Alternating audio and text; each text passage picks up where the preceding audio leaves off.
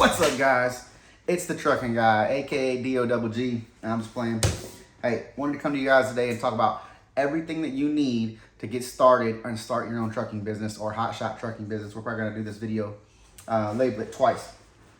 So let's hop right into it, man. We're gonna go down the list.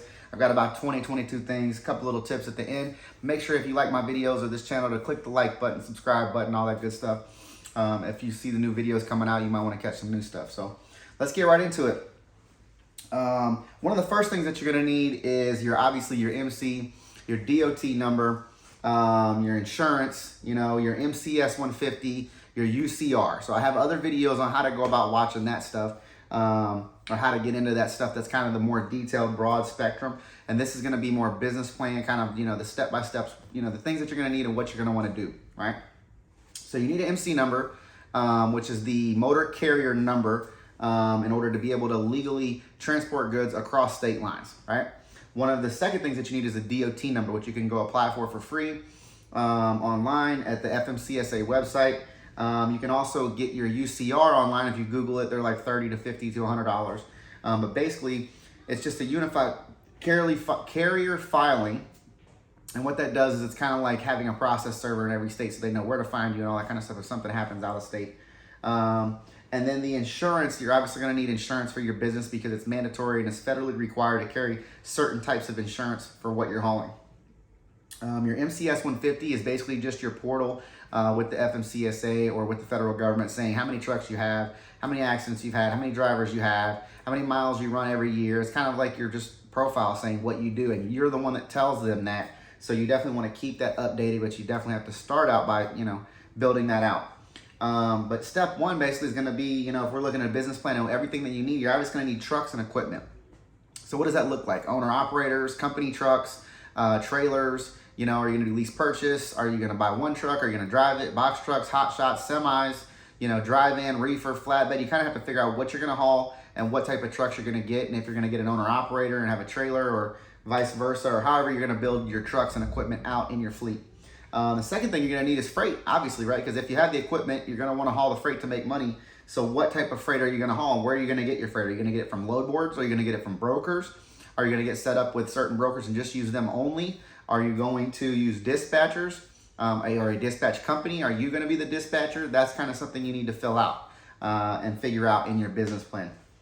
Number three would definitely be a compliance system. So some sort of safety system that's going to keep you compliant with your drug and alcohol consortium that you have to have. That's going to keep you compliant as far as your hours of service. That's going to keep you compliant as far as, keeping track of everything that you're supposed to be in compliance with. Your driver files, everything that you're supposed to keep, on hand that's federally required in order to pass an audit, which you will have a new entry audit when you first start, usually within the first year. And then you can get another audit after that if something happens, like a fatality, accident, your safety score goes out of whack, failing too many inspections, getting trucks impounded. Something has to trigger that secondary audit, but you just have to be prepared and audit ready at all times. So that's where a compliance or safety system comes into place, or a compliance company that you could hire a third party. There's many of them out there if you just Google it or go to some of the trucking groups on Facebook or whatever. Number four would probably be an accounting software. You're going to need QuickBooks or Ascend or something that's going to keep track of the ins and outs.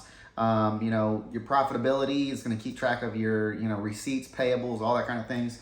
Then we'll move on to basically, five, some sort of dispatch software like Ascend or one of the other ones that, that just basically keeps track of the loads coming and going, ones that are completed, ones that are not completed, so on and so forth. Which truck did it, which truck carried it, whatever, which truck was paid. It's going to keep track of your settlements or statements so that each driver can know which load he got paid for, which load he's completed, which loads he hasn't been completed or he got dispatched on, things like that. Obviously six is going to be insurance. You really have to get a good insurance company. You want to partner with one that's going to allow you to grow if that's what you want to do. If you're not looking to grow in the first year you just want to save money and go cheap, then just get something that's going to allow you to go like 1 to 3 trucks or whatever. And if that's all you want to do, and then figure it out with that first truck or second truck, and then you can look into the next year scaling and changing your insurance provider. But there's many different ones out there. You just want to make sure you get one that's going to allow you to harness things like drivers from out of state, drivers that maybe have less than a year experience, drivers that are maybe fresh out of CDL school, drivers that have maybe a ticket or an accident, in the last 3 years. That's going to give you the ability to kind of really grow your business, because you're going to have people coming and being interested to work from you from all over the country, and it's better to be able to recruit from all over the country than just maybe your local spot or local pond or whatever, your state. Which a lot of insurance companies have a lot of stipulations and regulations on what they will and will not allow. So they're very growth prohibitive. Most of them do not like growth. They're against it. I don't know why.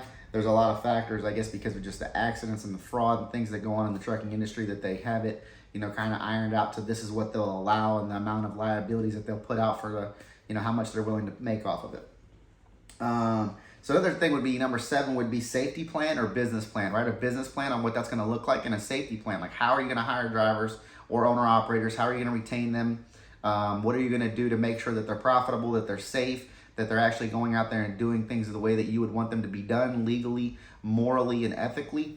So that's kind of important, guys. Having a business plan on knowing, what you are going to carry, who your employees are going to be, or subcontractors, as well as who your customer is, your customer base. Part of that safety plan, I would say, guys, is, wherever your area is, don't go all over the country. The country's big. There's a lot of desolate country out there. And what I mean by that is there's a lot of deserts. There's a lot of mountainous ranges. There's a lot of, freezing areas. There's bad weather areas that you may not be familiar with because you've never been anywhere or not been to many places throughout the country. You don't know that there's just so many different weather patterns, terrain patterns, traffic problems all throughout the country in different areas, right? So I would say stay within 1,000 miles from home base, or roughly, 1,100, 1,200, that's an exception, right? But don't go, if you guys live in New York or Jersey, don't take loads all the way to California and Oregon and Washington. I recommend staying, and you can make plenty of money and be strategic and keep your loads and your work and your volume in that 1,000-mile-ish radius. And the reason why is because you need to develop customers and lanes in that area first. And if something goes wrong, you don't have to drive halfway across the country to deal with it, or fly halfway across the country to deal with it. You can go, a day's trip or whatever, or fly a couple hours away to get to, the Carolinas or Texas or whatever that's not too far from that area, versus flying clear across the country 3,000 miles. Or if you live in Florida and you have a truck in Seattle, Washington, and you have to drive 3,000 miles, people don't even know how, the terrain you have to go over, the mountainous terrain, all these different things, right? So try to keep it in that base and just get really good at doing triangles or running lanes or developing customers in that 1,000-mile radius, and stick to that. And it may even be cheaper on your insurance if you let them know that that's your plans in the beginning. It'll be cheaper to not have to run all 48 states than versus just running, certain regions, the Midwest, Southeast, or the South, or whatever. Plus, if you're on the east part of the country, the loads and the freight is going to pay better than being on the West Coast. The West Coast is just a lot of open area with deserts and mountain ranges and things that there's just not a lot of infrastructure and, civilization out there, basically, or business, market. So you want to go to where the market is. The market is, where a lot of the Midwest, kind of Southeast, Northeast regions is where the majority of the freight lies. So definitely having that safety plan, that business plan together, so that you can stay in an area and just get good at that niche in that area, and then expand it from there. Okay.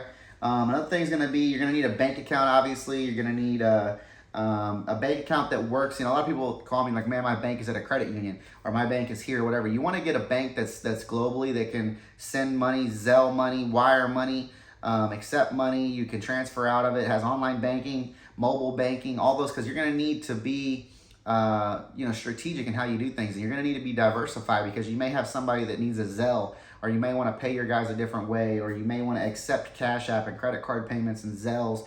Somebody may want to pay you with Zelle or something like that. So if you have a credit, a lot of the credit unions don't offer those services. They're more locally minded, and kind of their forefront is local business and not, global type stuff. So, your Bank of Americas, your Wells Fargos, those type of things, they're going to be more, centralized around big banking throughout the whole country.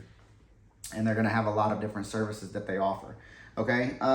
So you definitely want to get a good bank account, or get with a good bank and have many opportunities. If you can, go right in there and get a business line of credit. If you have the ability to do it, do that up front. Work on your Dun and Brad number, but definitely go in there and try to get a business credit card, get a credit card for the business, get a gas card for the business, all that type of stuff. Everything that you can, debit card, so you can be as versatile as possible in your payables and receivables.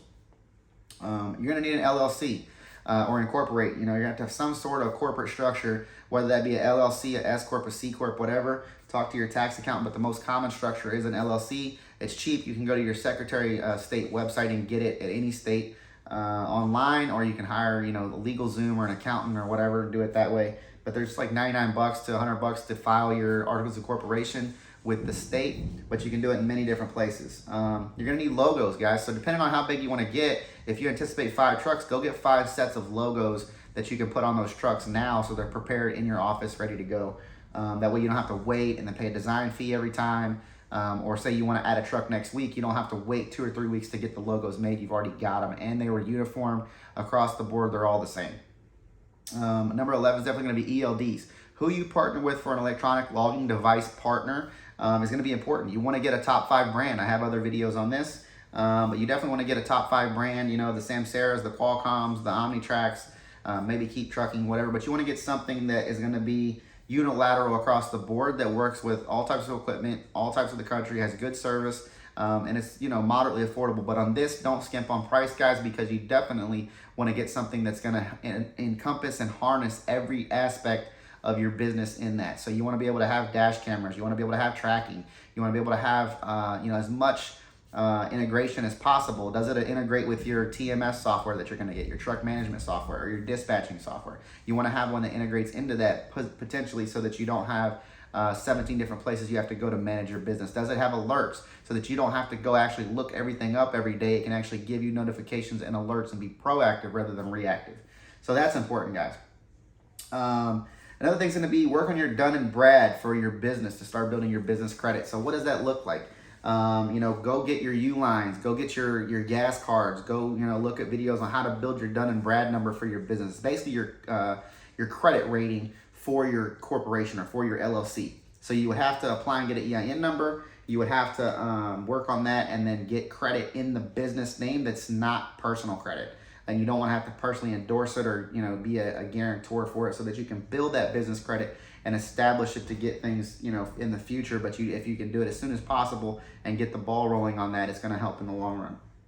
Number 13 is definitely going to be a factoring company. You're going to be young, you're going to be new in business, and you're going to need funding and capital. And so you don't want to wait for those invoices. So look up what a factoring company is if you don't know what it is. But it's basically a company that when we do a load, that load is going to pay 30, 45, 60, 90 days, 120 days out. We don't want to wait that long to get our money. So what we do is we take that load, that invoice, and we sell it off to a company who's willing to front us the money for a small fee. Usually like 2 to 3% is a pretty good rate. If you click the link in the video, you can go to the factoring company that we use and partner with them.